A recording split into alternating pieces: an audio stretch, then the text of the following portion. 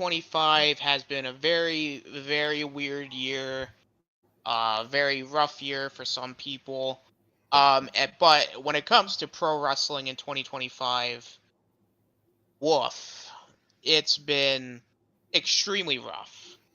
Yeah. From really bad corporate business decisions to booking decisions to flat out just a lot of things going wrong in not just the mainstream wrestling but also the stuff like independence and etc, which we're going to be talking about a good amount of that tonight on good old wrestling. We are back for the first time in a few months, and once again it's another going to be one of these shows where it's essentially going to be more of a free for all. We're going to be kind of not ranting and raving like lunatics, but pretty much just kind of talking about the bullshit that's going on in the state of pro wrestling regarding. Is is it good old wrestling tonight, or is it bad old wrestling? Yeah, but battle wrestling doesn't really blow off the tongue that well. Oh, okay. So I mean, you kind of have to take what you can get. But we got Uh, Shifty in the house. What's going on, Shifty? I'm doing pretty good. Yeah, yeah. This year 2025, where I took my second wrestling break. I've been a fan since 1991. I took one break for 2 years during the pandemic because it was empty arena, and this year because of corporate changes and decisions, yeah, I'm on my second break. So yay, wrestling, good times. Yeah, good times indeed. Because I'm pretty much with you. I'm gonna be honest. I think we talked a little bit backstage, but I'm very burnt out when it comes to the current state of wrestling because it's one of those things where I'm not as excited to really watch it, if that makes any sense. Like I'm Mm-hmm. very almost at a point where it's like I'm not cutting it out, but I'm definitely sort of like like kind of toning it down, at least in terms of how much I watch. Like I've mainly been watching like New Japan matches, like but not like shows, like just matches. Mm-hmm. Um like I've been watching like maybe some AEW stuff here and there. I mean, I'm showing a friend of mine some wrestling stuff, but for the most part, I'm not as like hardcore into it like I was at the beginning of this year. Um, Yeah. and it's weird because at the beginning of the year we were like, oh my god, like this is going to be a great, or at least we were excited, like we were at least interested and intrigued by what was going on because oh, the Netflix deal is going through. Oh, this is going on. Oh, well, what's going to Yeah. happen this week? But And then the Rumble. I mean, it seemed like it was kind of good, because it was unexpected the way they booked it. At least for the men's Royal Rumble, it's like, wait, what? They're actually going with this guy because it was pretty unexpected. But in hindsight, actually a couple of weeks after that happened, it was clear that they made the wrong decision, and it just snowballed and snowballed and snowballed, and what happened at WrestleMania. And man, it was a bad booking decisions. It wasn't because of The Rock though. Don't blame it on The Rock, but you know what? At first I was very negative towards The Rock for everything that happened because I still kind of have that mentality of like, why was he there? Was there any yeah, need for him to be there? However, I'm not gonna fault The Rock for whatever the hell happened because it's come out since that it was Ari Emanuel that wanted The Rock there because the ticket sales for Elimination Chamber were down. yep. That's at least what the main thing is, and so that's Ari Emanuel's fault, not The Rock's. And And not only the that, but in hindsight, we found out what happened last year, where he took all the blame for supposedly ruined WrestleMania. It wasn't even his fault last year. It was Cody's, all Cody's fault. So 2 years of people like blaming The Rock for all these troubles with WWE booking, and it's come to light.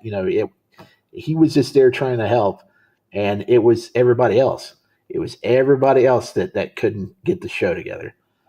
Well, the thing is, it's The Rock is a easy scapegoat Yeah, where it's easy to blame The Rock for the shortcomings because a lot of people don't want to blame Triple H yeah. because they still want to have that mentality of Triple H can do no wrong, he's better than Vince McMahon, blah blah blah blah blah. But let's call a spade here. This year he really has not done a good job booking stuff. I don't No. know what it is. I don't know if there's a TKO influence there. I don't know if he's checked out. I don't know if what happened. But this whole year has just been a clusterfuck above clusterfucks. I Well, mean, I think part of the problem is he doesn't want to pivot too soon on things, and he wants to he doesn't want to admit that he's wrong on certain things and backtrack on the storylines he sets out, like Jey Uso, it was clear that he was not ready for the main event push, and it was clear as they continued trying to solidify him as a main eventer that it was not the right choice. And then the Cena heel turn, which we'll get into here in a little bit, he just kept on pushing it, but he didn't pivot and didn't like make the necessary changes to correct course. And there's a lot of instances where he's being interviewed, and they got the fans out. They're doing the interviews outside, and the fans are behind him and chanting for things that they want. And he hears them, and he's just like, he's just ignoring them or saying that they're chanting for something else. And yeah, I it's who does it's that it's sound like? oh well, yeah, well, see, Vince would never put himself in that position like that. No, So he wouldn't put himself in the position that Triple H has put himself in. But let's be clear here: there are some similarities between Vince yeah, and Triple H in a lot of ways that are bad. I'm not gonna say, well, later Vince I feel like was worse to a degree because I've seen a lot of stupid shit Vince has pulled, but I it's just let's here I'll use the Jey Uso thing as an example because you brought that up. On paper, I understand why. He's a merch seller. He gets great reactions. But when you look at the bell to bell, he is not I don't think he's capable of being a main event guy because he has not done a good job at really prepping himself to be in that spot. yeah, yeah, we're improving. No. Like, again, I understand the idea because this is the ideology that Triple H has apparently is, oh, we're not booking for the internet fans, we're booking for the audience, which I get it. They're the ones going to the arenas, but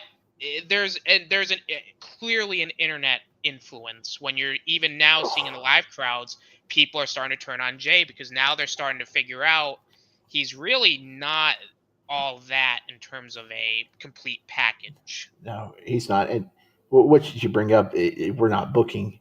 We're not catering to the internet fans. Yet they put out that stupid kayfabe breaking show. What was it called? On Unreal or Netflix, something. Unreal, where it just pulls the curtain all the way back and just rips it off and throws it in the gutter. That it may. There, there's no way he's catering to the casual fans because everything is there's no excitement now. There's no No. I mean everything is just exposed. It's too exposed now, and we know the recipe, right? So we know what they're putting in the soup right now. So I mean, and how they fix it, and it's not jiving anymore. It's not working, and I No. don't know. I think people give Vince a lot of shit, but at least he reined stuff in and kept it protected. And like you were saying, I, man, I don't know. Vince had habits where I think we criticized him at the time, but still, I mean, if he sensed that things weren't going well, he would rip up the script and just try to rewrite the show on the fly, which, it sounded chaotic, but, maybe sometimes that's what you got to do. You got to change courses and go a new direction because the way Triple H is booking and just sticking to his guns, it's not working, especially when they're coming in and making massive changes like the move to where we got to pay $30 to watch a pay per view now, which isn't flying with a lot of fans. It's just a No, recipe for disaster. it's bad to the point where even Stephanie McMahon's saying, "No, don't do it. Use a VPN."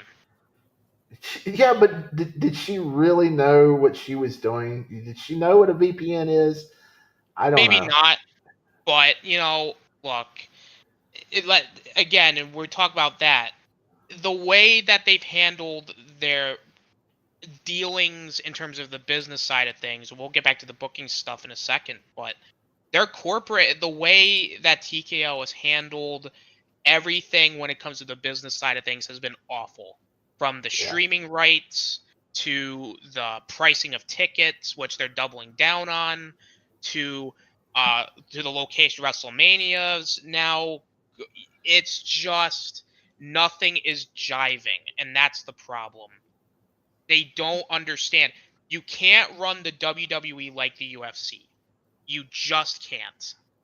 They are two completely different entities, and Vince understood, like again, all the shit that I will ever say about Vince McMahon, the one thing I will always respect him as a businessman is he, at least when it comes to pricing of his tickets, they were fairly reasonable.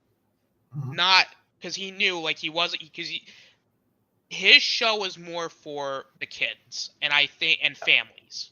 So he was trying to kind of make it accessible for families to go. Like the tickets were reasonable because most of the money you were going to pay for on the merch.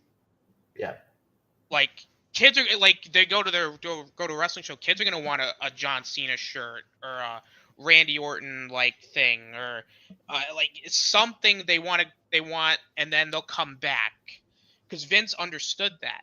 But when you're pricing tickets, like I think like here in Albany, like I think like the lowest price tickets was like $250. It's like yeah, what the hell? And yeah, I'd be willing to entertain the idea to an extent if the product was good, but it hasn't been good. So not only are you overcharging for these tickets, but you're overcharging for a product that's awful. yeah. Like, And especially at a time when people don't have the money.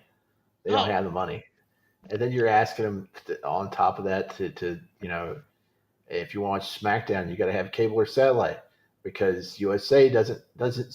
I mean, they're locked in. SmackDown's locked in on USA. They don't put it on Peacock until like way after. I think. And then you got to have Peacock for the NXT pay per views. You got to have Netflix for Raw. You got to have the stupid ESPN package, which is $30 if you don't have ESPN for the pay per views. And then you got like all the figures that aren't cheap. You got all the merchandise and stuff. You got, I mean, it's asking too much of Well, people in a time when they don't have the money. and even the ESPN thing was botched because apparently because ESPN were not ready for it because of course their Peacock deal, at least when it comes to the pay-per-views, ran up quickly because they were doing the 2 nights of WrestleMania, 2 nights of SummerSlam, and then they added Evolution on top of that. Like they already ran through their 12 pay-per-views. So ESPN's like, "Oh shit, well we're going to have to do this." So instead of people paying $30 for the streaming service, now you have to pay for it again, Yeah. and it was a clear mismanagement of they clearly were not prepared and no one looked at the finer details when it came to the overall picture, and it just bit them in the ass because I just predict that this ESPN deal so far is not benefiting them at all. No, no, and I still don't understand why it's locked into ESPN and not Disney as a whole because it's sports and entertainment. You would think they would offer it on Disney Plus, which is going to be a catch-all streaming service starting next year because it's merging with Hulu. I Yeah, just you would put it on Disney Plus, put it on ESPN. It's the same company. The money's going to the same corporate overlords. I don't get it. I just don't get it. what makes it worse is UFC are now doing their pay-per-views through Paramount Plus for no additional price. And Wow. I don't know if that's true or not, but it's just the problem is WWE and especially Vince McMahon conditioned fans for close to a decade now, or over a decade, that you're paying $10 for the network Or or less. or less, and you're doing the same thing for Peacock more or less. But now you're asking people to spend $30 a month. Like that's absurd. Yeah, That's and sometimes twice a month. Because sometimes they run two pay-per-views a month. Sometimes the oddball, like sometimes they'll do like a Crown Jewel or something the same month they do like one of the other pay-per-views. It's screwy. it's very screwy. And and then everything that's transpired with WrestleMania, basically saying, "Oh, we're not going to New Orleans. Instead, we're going to go back to Vegas because that worked out so well." And then, the following year, they're going to do Saudi. It's just like, come on, Mm. Mm. like, That was a straight up Henry Cavill move. yeah. That was man. Yeah, New Orleans got screwed on that one. Even though I still am under the belief that New Orleans should just sue Probably. because Yeah. when you literally come out and say we're going to New Orleans for WrestleMania and you brought out The Rock to do it, and now we're turning around going, nah, we're instead gonna go back to Vegas because we upcharged our tickets, so now because we quote unquote made a lot of money, we're gonna go back to Vegas. First of all, Mm. let's call a spade a spade. This year's WrestleMania was bad. Yeah. And I know people are gonna say, "Well, this match was good," or "This match was good." It's like, yeah, one or maybe a few matches were really good, but when you look at the overall package, it was terrible. Not only that, but logistically speaking, it was a nightmare for the fans and for the wrestlers because the different events and like fan meetups and this and that were spread out all over the city and not like one closer some is closer to the arena. And they said it took them forever to get from from here to there, and the wrestlers were overworked, overbooked, and they were stressed out. They said a lot of unhappy people during WrestleMania weekend. I'm I'm not surprised. It's it's honestly one of those things where I'm not surprised, but it's just to me it's again another thing where I just don't think anything was planned out in the sense of being prepared from a business standpoint and then to charge ludicrous amounts for these tickets Yeah, on top of it. I and then what really frosted my gears was the doubling down on it. well, that and the main event. Well, what I'm saying is, well, we'll talk about the main event because that's part of the Cena stuff. But Yeah, yeah, yeah. the when Mark Shapiro or like he was doing an interview and they were asked about the pricing of these tickets, he practically doubled down on it. Hmm. It's like, and then you're saying shit that's making even Vince McMahon look decent as a business guy. Yep. Like, I'm still under the belief, and again, this might just be me with the tinfoil hat on, that TKO knows they overpaid for WWE, and they're in not a great financial standpoint, so they have to upcharge these tickets to get their money back quickly. I Hmm. almost want to believe that, because I don't I again, it's just one of those things where it's frustrating as a fan seeing now this big corporation, WWE, pricing people out that for the sake of money. Yeah. I think I that in the combination, if you go back and you think about people felt and thought that Vince was going to turn the company over to his kids, Shane and Stephanie and Triple H, and, have them run it. And you see Shane bring his kids in to, where he's doing all these matches and stuff, and where you think, oh, this is going to be the legacy. This is going to be the legacy company with the McMahon family. But I guess they just thought Vince's sins and the accusations was just going to be too much of a blemish for the McMahon name that they had to sell or whatever. I don't know, but it's just I'd like to see how they might have led things through the last few years as opposed to what TKO has done. It would be interesting. I don't know. I would hope that things wouldn't have went the way some stuff has, like for instance, like the ESPN deal and the ticket prices and stuff. I think it would be still more family affordable and friendly. Oh, sure. Well, the Not product that of it's it, yeah, but not that it's not family friendly content wise. It's just no, everybody's priced out.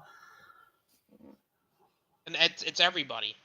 Yeah, And like I said, I would be willing to humor all this stuff if the booking was better, but to go back to the booking side of things, it's been dreadful.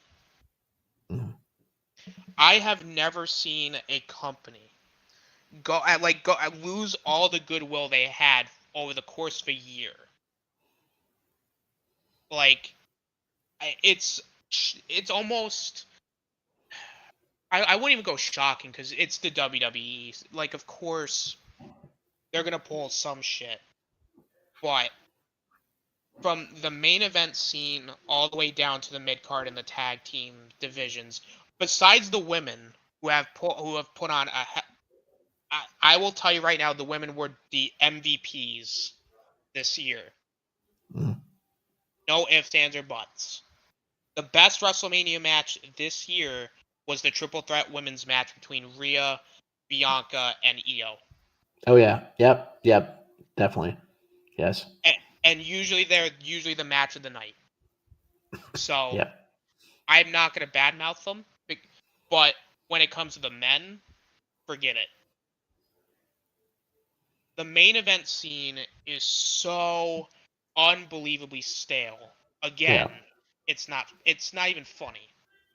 Yeah, and a huge part of that is Cody Rhodes. He's been exposed to not be the end all be all carrier of the company that everybody thought he was, and to where well, I mean, not everybody, because like I said, it was exposed that he kind of went into business for himself last year at WrestleMania to screw up, or last year at the Royal Rumble to get himself into that whole WrestleMania deal that they went into, and he's not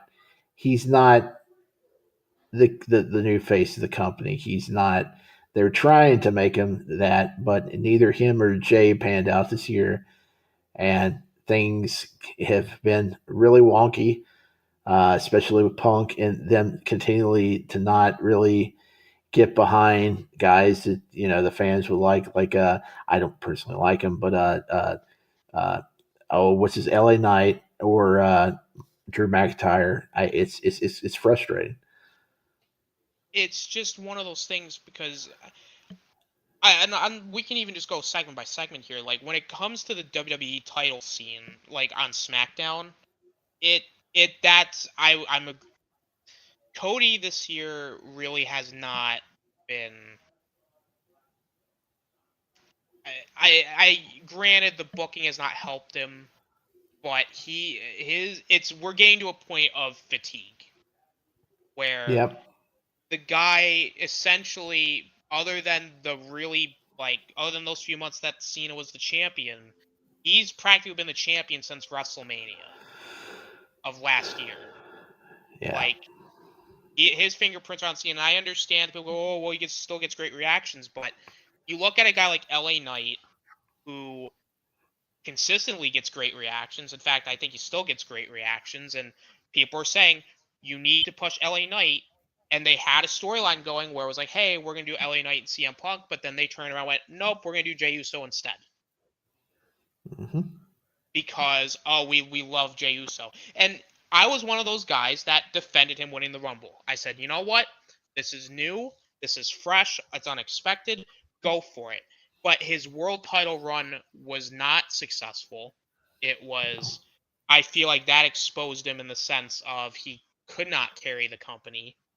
Again, the booking didn't help, but Well, he just wasn't ready. I mean, that match with Gunther at WrestleMania was not good. no. And then he gets frustrated when people criticize his work. It's like, oh, I'm going to show people that I'm not just an entrance. I'm not just an intro. And then he comes out there with CM Punk on Saturday Night's Main Event, and the match reminds a lot of people of the Jeff Hardy and Sting match from TNA years back, where it looked like uh, he was drunk or intoxicated, or something was going on to the He point was where out of it's, it. yeah, Punk threw a pitcher of water on him outside the ring, and he was like yelling at him. And then they got back in the ring, and Punk goes for a twisting neck breaker, and man, Jay completely botched that to the point where Punk got frustrated, kicked him in the head. I actually legit kicked him in the head. So yeah, something was going on. I don't know. And he's not the guy. He's not the Uso brother that's usually getting in trouble for being, on something. So, yeah, something was definitely up. Yeah, it to me, I think the Jey Uso experiment, honestly, I feel like his singles run really showed that I think it was just one of those situations where he was pushed into the main event way too quick, Yeah, and he should have been in the mid card for at least a couple of years. Give him a couple mid card title runs, let him improve, let him experiment with stuff, and then once you knew he was ready, then you put the rocket ship on his back. Like if you put the rocket ship on Braun Breaker now, he's a star. Like you look at him, he's got a great look, he's got great presentation, he's great in the ring, like he has it. But Jay is a situation where he has the entrance. That's it. Like yeah. nothing he does in the ring is very exciting. It's very almost one note. Like Jay, the problem is with Jay, he's a tag team wrestler, but it's almost like he can't get out of that tag team mentality. Well, yeah, just like I don't want to say all. Well, no, okay. I'm backtrack on that. I, a lot of similar wrestlers love the super kick, but Jimmy and Jay, they love it too much, and it's like the only move in their repertoire half the time besides going off the top rope. And it's if you're going to be a singles wrestler, you gotta differentiate your wrestling repertoire. You gotta bring in some new stuff because man, it's just super kick, super kick, super kick, flying off the top rope, super kick. It's too much. It's boring. It's yeah. And It's then you it'll know, work. It'll work for tag team, a tag team sure, guy, but not singles. no. And speaking of Drew McIntyre, I mean, I don't understand what we're doing with him because you've had multiple opportunities to put the belt on him, to say, you know what, well, because my thing is, Hello, you don't hello, need, yeah, hello. hello. Okay, my thing, my Kindle hibernated on me. Screen went black. Okay, I'm back. I was saying, with Drew, you've had multiple opportunities with Drew to put the belt on him, Uh, but for some reason they won't. And it begs the question, what has Drew done behind the scenes that pissed somebody off for them to go, nah, we're not going to put the belt on him? I, the only thing I can think of is because he was one of Vince McMahon's guys. He was the chosen one at one time, and maybe because of that, he had heat with Triple H because Triple H's chosen ones from NXT were treated horribly when they got to the main roster. So that's the only thing I can think that he's getting, uh, you know, years and years of pent up frustration and heat from Triple H and just not being used the way we would like to see him used. But then again, he is there and he's still being used, but he's not the guy that we would like to see him as like back in 2020 when he was really taking off. Yeah, and that's frustrating. The world title scene has primarily been Rollins and Punk this entire rest of the year until Seth got hurt, and then Punk's the champ now. But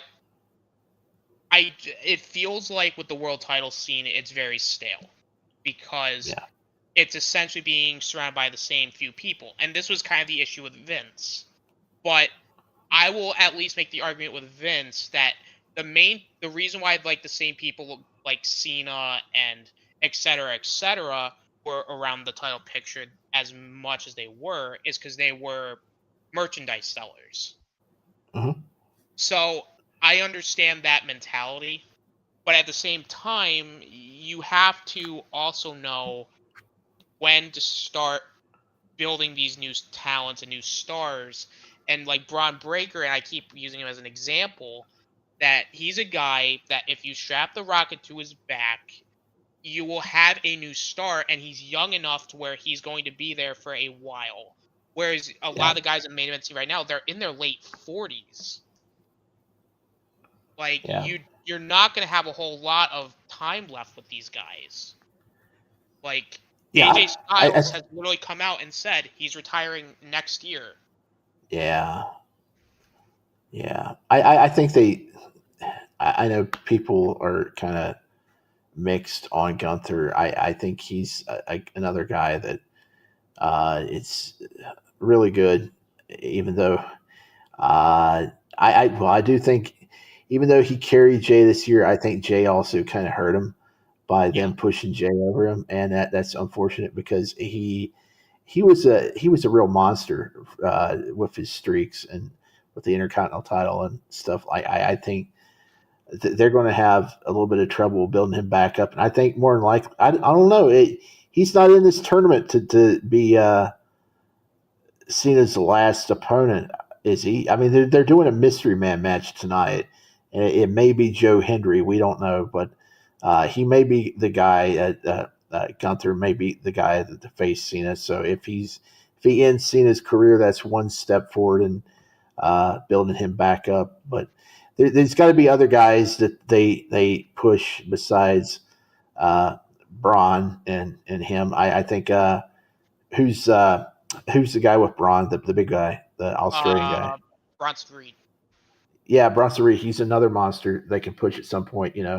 Uh, but he's had a history of being injured a lot. But he's a great talent, and you got some NXT guys coming up. But it's just I don't know. It's just they need to get the ball running, like you said, because a lot of these guys are old. Even LA Knight. I mean, if they do decide to push LA Knight at some point here soon, he's like in his mid 40s, I think, or at least Yeah, 43. So yeah, that he doesn't have much time either, and they haven't even really. And it seems like he's getting punished too because they're not using him, and yeah, he's probably going to get beat in the tournament tonight. And they just last week he was cutting a promo, and they cut him off mid promo and went to a commercial. So he may be in the doghouse, but he signed like a 5-year deal, I heard. So that's what I heard. I'm not sure about that. So that's kind of weird, because if he's getting treated like that, are they just going to just run his career out by just not using him? I don't know. It's there's so much, like, then there's that, and then the tag team division is just nothing because Triple H won't showcase them on pay-per-views for reasons I don't know. You Well, the know, 5 match card. and that's another issue too. These 5 match cards do not work. Like, it worked in NXT because there wasn't a whole lot of, like, okay, there really wasn't a whole lot of titles there. It's one brand. But when you have two separate brands with all these titles and all this talent, you have to do these 8 match cards. Ideally, yeah, I understand the point of, like, well, you don't want to do 8 match cards because you do an 8 match card and then it goes long, then people go, well, what the fuck? That was bullshit. But these 5 match cards where these matches go on way too long for nothing, Yeah, yeah. it's annoying. Not only that, you got 10-minute intros, you got 15-minute like gaps between the matches or longer for like all the ads and interviews and this and that and nonsense, and then we're going to bring a musical act in on this pay per view, or some social media star, and that's going to eat up another 20 minutes. It's all poorly booked, poorly planned out. It's and it way too much filler. We need more wrestling on the wrestling show. Yeah. And the celebrity involvement this year was too much. Yeah. I mean, Jelly Oh, Roll, Logan Paul. oh man, I I just, will give credit. I will give credit. Jelly Roll did seem like he tried, but man, when they set up the finish where he's on the table and Logan Paul's going to jump off the corner post all the way over to the table on him. Dude braced for impact like 5 minutes before before Logan even jumped. He was like, you could see him just tensing up there for like minutes and minutes on end before Logan, he wasn't even on the top of the ring post, and Jelly Roll sitting there braced for impact. It was weird. like, I don't want to try and give Jelly Roll crap because, like you said, he did No, because try.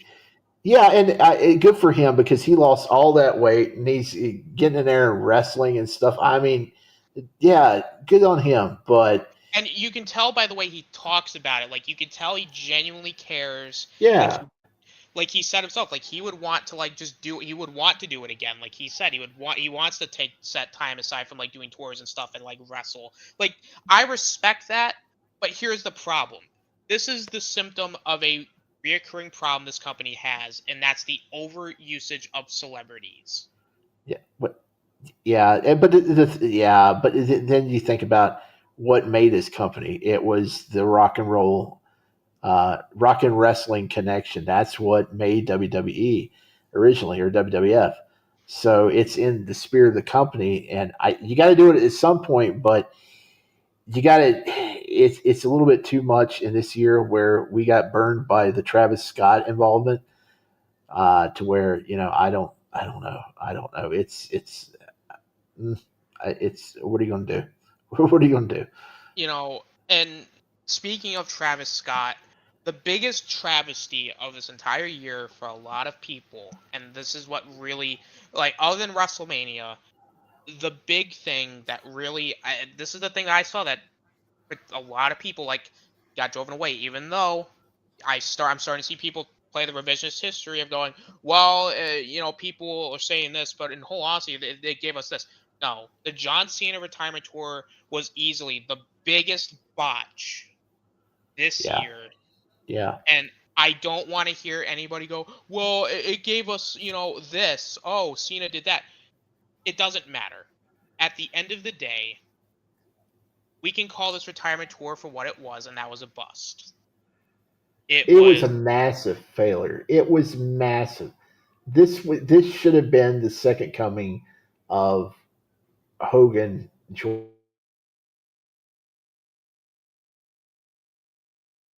hello. Did I cut out or did you cut out? Uh oh, Shifty cut out. What's gonna happen? Let me see if no, it's just I think it might have been Shifty. I think not me. I dropped But again. oh, Did, there you did, go.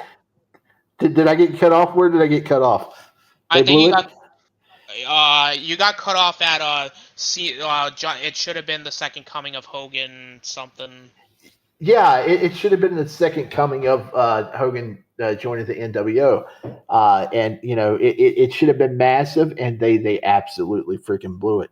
They blew it. You're never going to get another opportunity at somebody going heel uh, to that extent again. Or if it is, if it does happen, it's going to be way down the line after they build up some new superstar. They botched it completely. I mean, this is the probably the biggest disappointment creatively I can ever think of in WWE. They absolutely dropped the ball. The problem is with the Cena heel run, the heel turn itself was great. The problem is Yeah. Yes. it happened way too late. Yeah. Well. And Yeah. Yeah. the reasoning behind it made no sense because you're doing this retirement tour, you know people are going to cheer for this guy. Turning him heel in the long run was very stupid.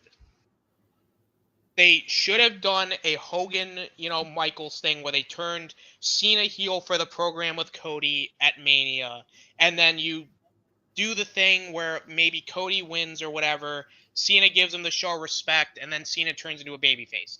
If you did that, I would have said fine, whatever. It was just but you stretched it out. Cena's performances were not good during No. that stretch. No. No.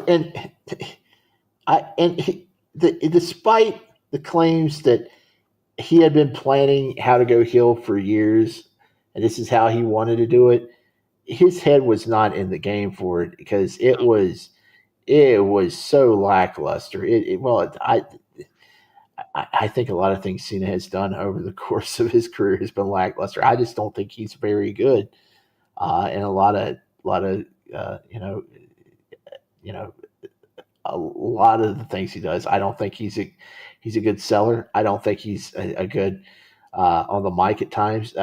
I mean, just believably speaking, I don't think he sells stuff as good as he could, and he did not do that with this heel run at all. At all.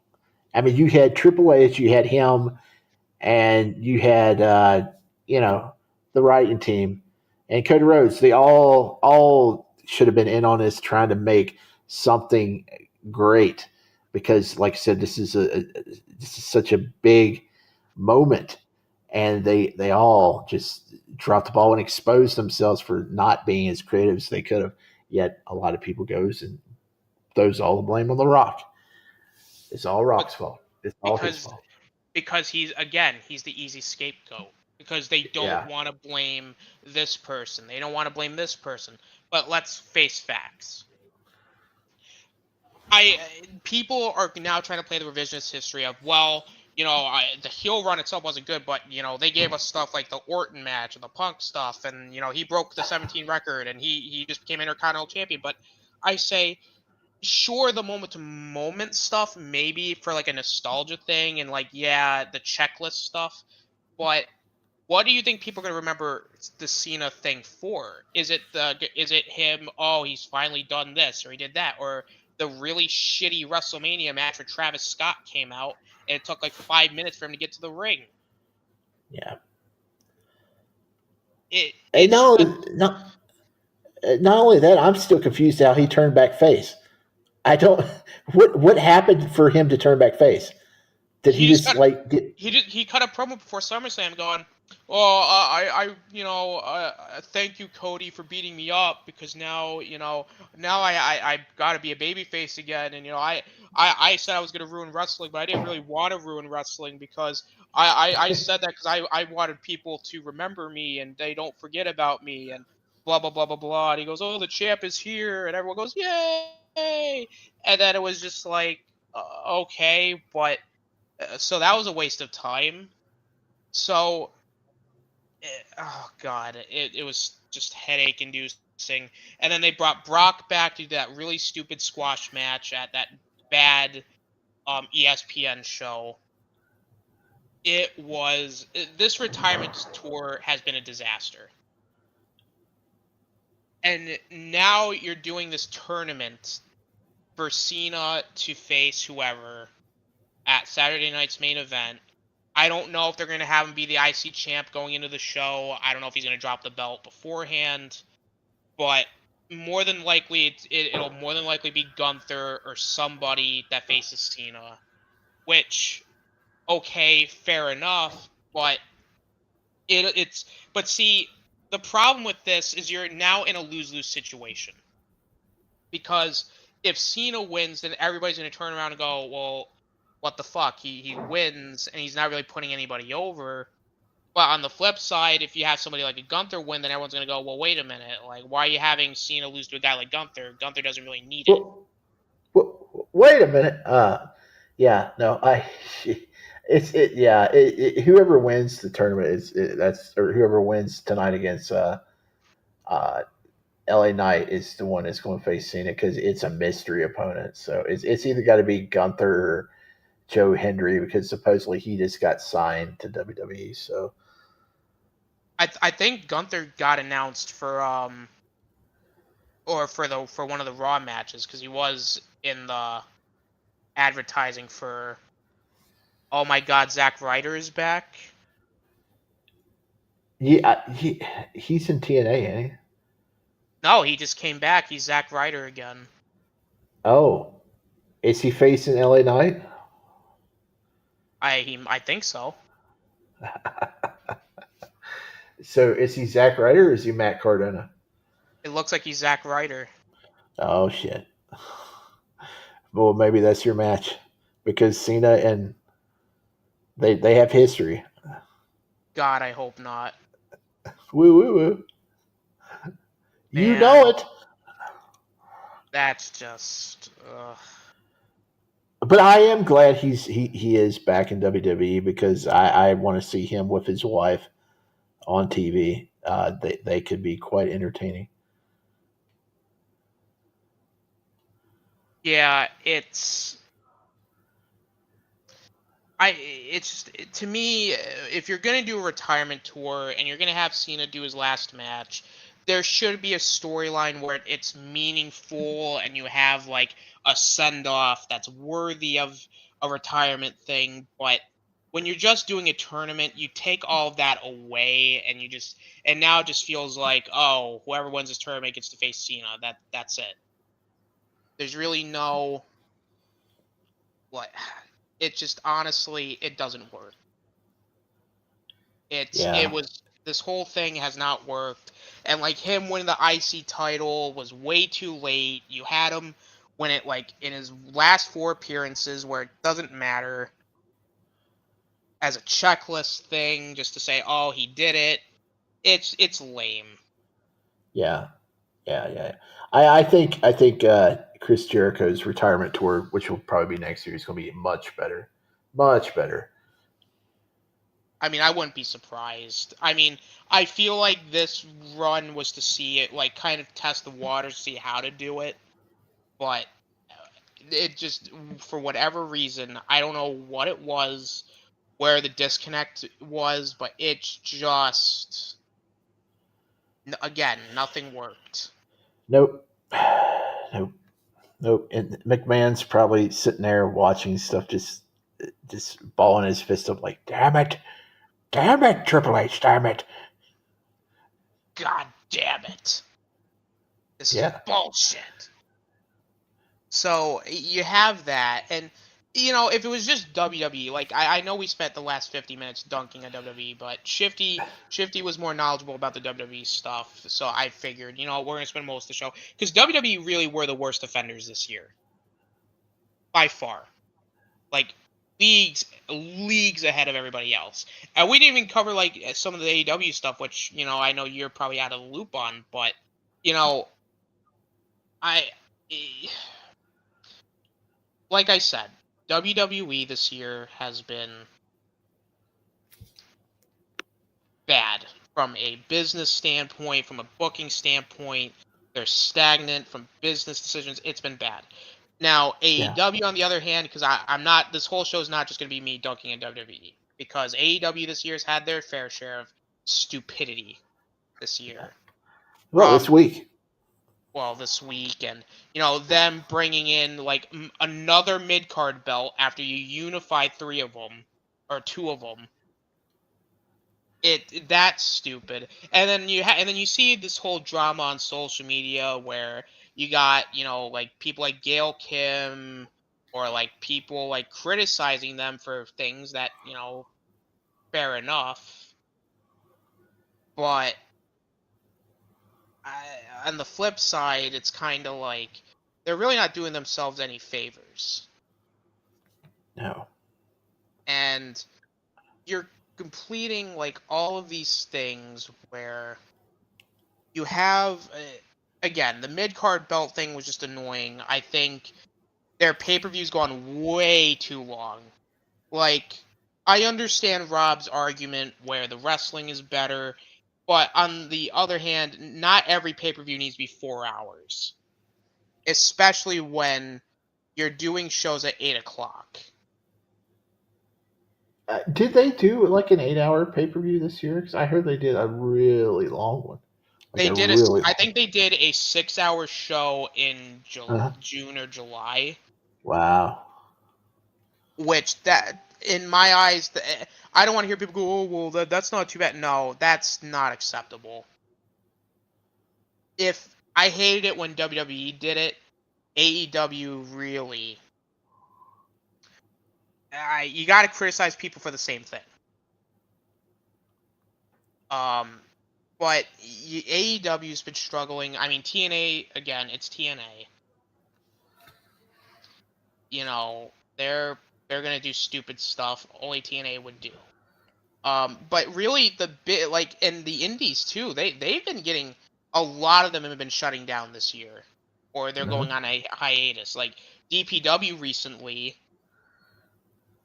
came out and announced that hey, we're pretty much on we're taking a hiatus following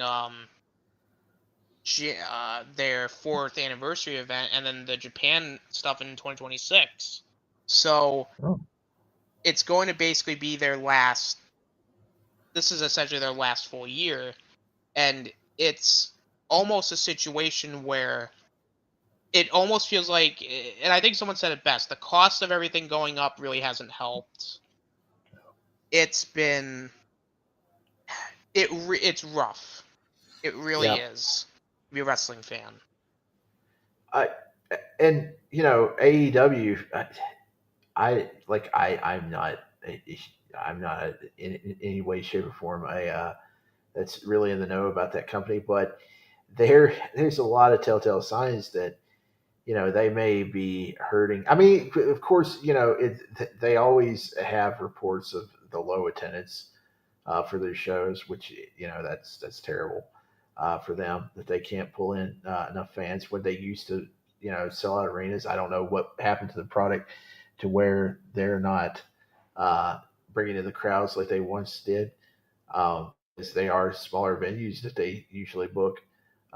So I don't know where the fans have went. I don't know if it's because the ticket prices are as high as WWE, but I know, of course, that outside of that, I mean, it may be because that they're not really making the big name stars or like the WWE does slightly better. I mean, they still have trouble over there, but they're hurting in the video game departments because, of course, that they overspent on the development of that game. It came out about 3 years ago, and they're still hurting on that one. But Their figure line this year is, I think they're losing the figure line here next year because I heard some rumblings that they may ease up on the production of those or something because they're just not selling. A lot of them have been ending up in Ross discount stores for $2.99 and $3.99 a pop. These figures usually cost about $20 to $25, and I scooped up a lot of them here in the last month because I mean the wrestling figures, man, for $2 to $3. Yeah, I'll buy them. I don't care who they are. Well, I do. I didn't buy Billy Gunn and a couple of the ladies' figures. They don't look so hot. They have tiny heads on them. Like I mean, I'm a big fan of Tony Storm, but her figure looks awful. But I got me a nice Keith Lee figure for $3, and just a lot of nice looking figures. I mean, I it's just a shame, I guess, because they're not WWE and the kids aren't. I guess it's because it's not kid centered company like WWE is. That's because they're why the toy sales aren't as good. But it's a shame because some of these action figures are really nice looking. And then their TV deal that may be up in question because it depends on what happens because Netflix is one of the companies circling the waters of buying the WB Warner Brothers. It's up for sale, so they're going to be getting their content. And if they buy it, I mean, and they if they move the stuff to Netflix, they're not going to be going with AEW because they got WWE. They're paying billions of dollars for. So who knows what's going to end up in that situation? So it's going to be interesting to see. They're going to tell next month where if Warner is going to sell and who they're going to sell to. So it's going to be interesting to see because there's not many places to go if they lose their TV deal because WWE spread their product around to so many different streaming places and networks that man, I don't know where they could go now. If they lose their TV rights for AEW. So that's going on. Yeah, Plus, oh man, I mean, it's one of those things where it's like because WWE has they've basically gone back on the word. It's like, oh well, AEW's not competition. Well, you're certainly treating them like they're competition when you're spreading yourself so thin to where it's pretty much impossible for AEW to really get any real hands in anything because yeah, where yeah. where are you going to put AEW content? Because Netflix isn't going to put that stuff on there, or WWE No, won't allow no. it. And they're also scheduling Saturday Night Main Event shows against TNA or against AEW pay per views. So you can't tell me that they're not worried about the competition. They're actively trying to draw viewership from them. Yeah, Uh, and they've been doing it for years because like some arenas, they're like, "Hey, you can't. We're not going to do shows if you have AEW shows running in the same arena." It's this is the same stuff that they pulled back in the WCW days. But it's underhanded and it's stupid. But if I was AEW, if and they're still around, well, hopefully they will be in 2 years. When WrestleMania is over in Saudi Arabia, they should do a free televised event those 2 nights wherever they're at, wherever they're being carried. Do something to compete with WrestleMania and see how that turns out. Do like a new Clash of the Champions or something. Well, they can't call it Clash of the Champions, but you get the idea.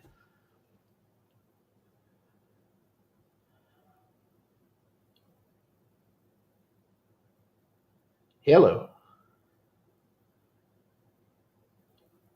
awesome.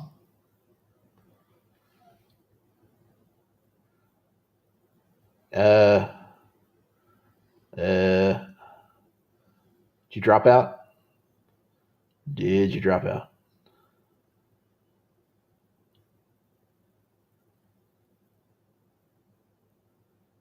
Your mic not working? Okay, we got technical difficulties right now. I think I'm still live. I can't hear you. I don't think you're talking because you're thinking. Oh, there we go. Oh, he dropped out. He dropped out. His internet does that sometimes, folks. Uh, he'll be back in just a second. But yeah, like I said, I don't know if they still have them besides like Jade Cargill at Ross, but they do have, or they have been having some AEW figures out there at Ross for $2.99, some are $3.99, and a lot of them look great for the price. I mean, that's the killer deal for some wrestling figures. Keith Lee, like I said, that I got him. Oh, they had the Owen Hart figure. That's like they only made 5,000 of that figure, and they actually had him out there and at various Rosses across the country. And I picked up one of him. I should have got two of them. That's a very nice figure for a legendary wrestler, Owen Hart.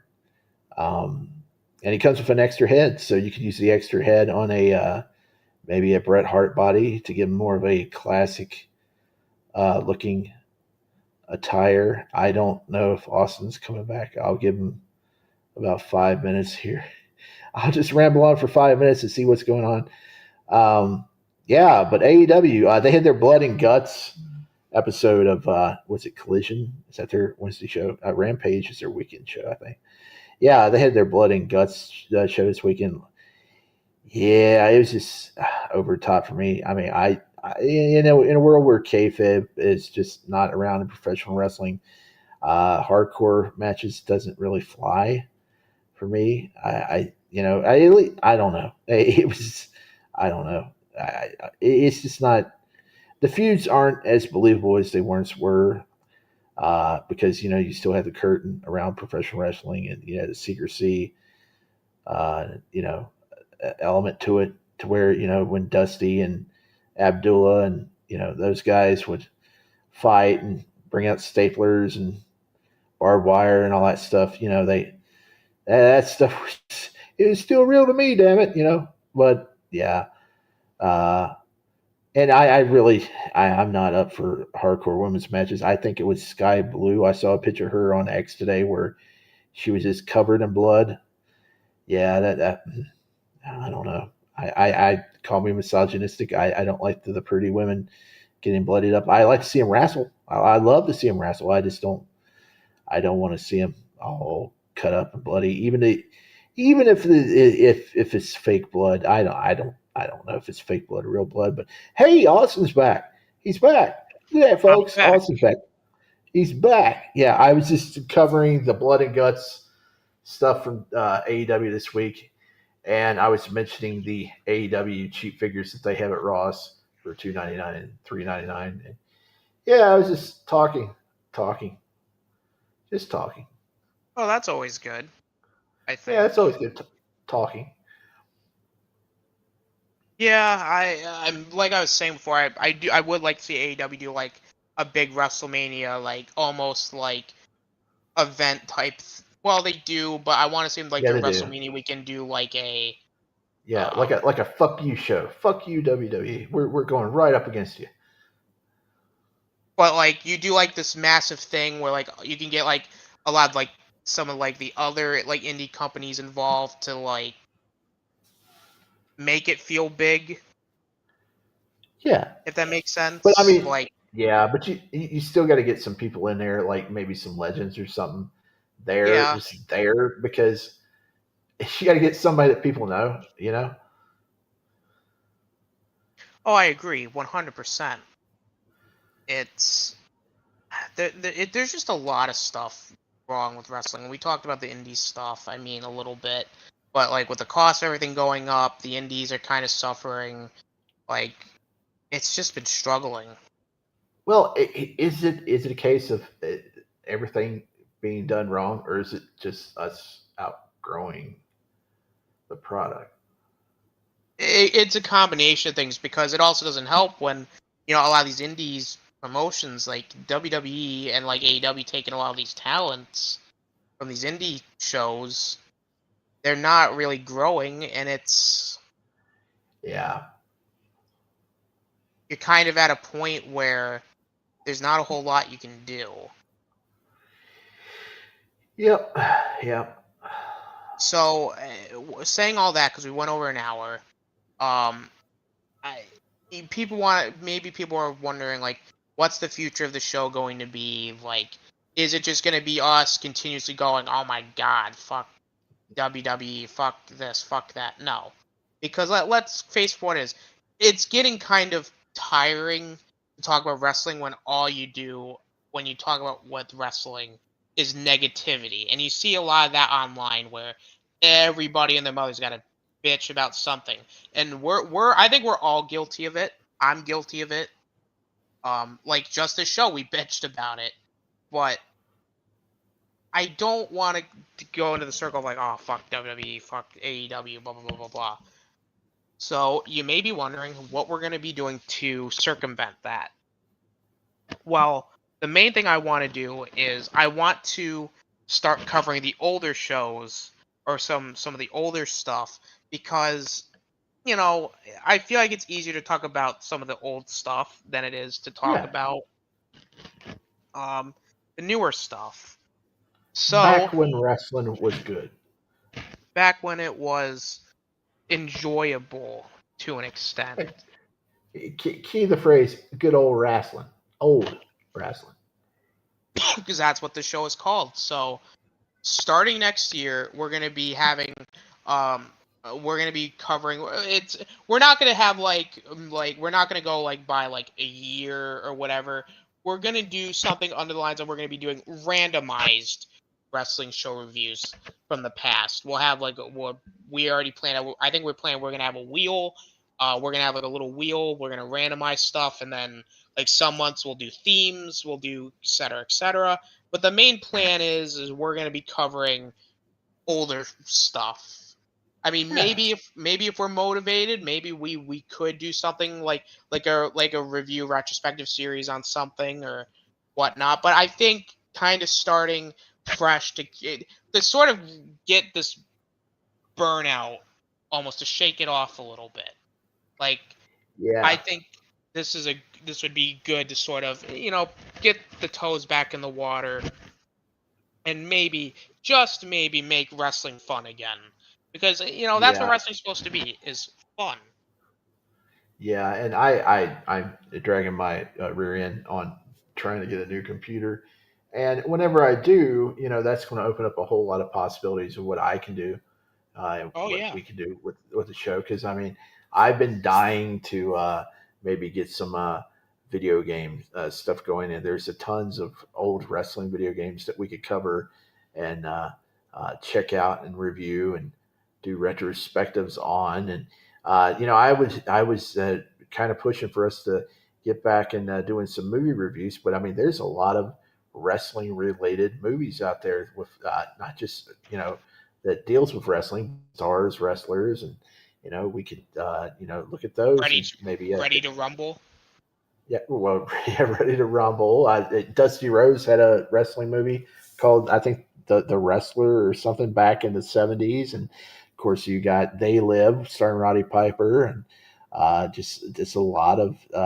I mean, hell, Jesse Ventura's got a lot of stuff that he did. So I mean, we got plenty of content, decades and decades of content Well, we can pull from. So I was in the Running Man and Predator with my boy Arnold, yeah. Oh, hey, two topical movies right there: The Running Man and The Predator. There you go. which I'm going to be doing a Cool Kids review of the new Predator movie and Running Man tomorrow, so stay tuned for that.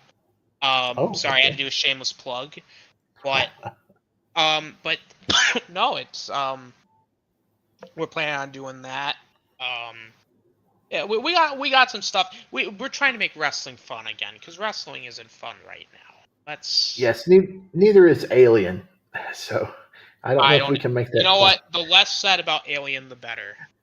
Yeah, hopefully Romulus 2 is You decent. know what? I don't But know. before we go, you know what pisses me off about the whole Alien Earth thing? I bought the Blu-ray collection where it didn't like two of the discs barely worked Oh, or they refused to work. I think Alien 3 just flat out refused to work on my PlayStation 5. I had to break out my PS3 to watch Alien 3. Not just Alien 3, but I used it to watch the assembly cut because it was on the same disc, and I think I had a little problem with Aliens. So imagine going through all that trouble and spending money to buy the Blu-ray for just to get to a show that was a waste of time. Well, I mean, hey, the movies were good, mostly. So, I The mean, movies were mostly good, but the point is the yeah, struggle wasn't worth yeah. the pain that was Alien Earth, which I still Well, I stand mean, by. It's an F. well, did you think it was F all the way up to the finale? No, I don't think any of us did until, well, I turned on it midway. But I thought it started off really, really good, and then it's midway it dipped and it never recovered. And I think that's how most of the people on the panel were. They did not really sour on it until towards the end. I mean, I But just give it. I give it things was an one F of those, now if it's not worth the time.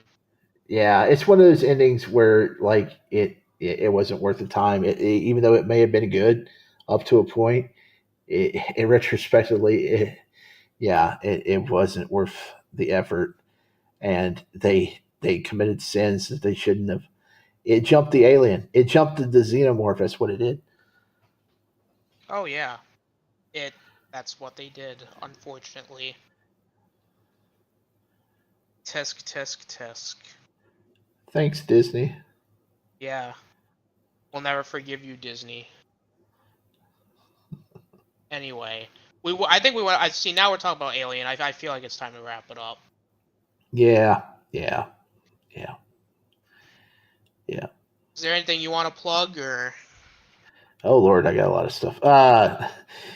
Thursdays, 8:30 over on Tommy the Big Collective and Vinny Art. It's the Collectible Pass Toy Show. 3 hours talking about toys from the 50s all the way up till today. And I've got a new segment coming up to where I inform everybody about uh, huge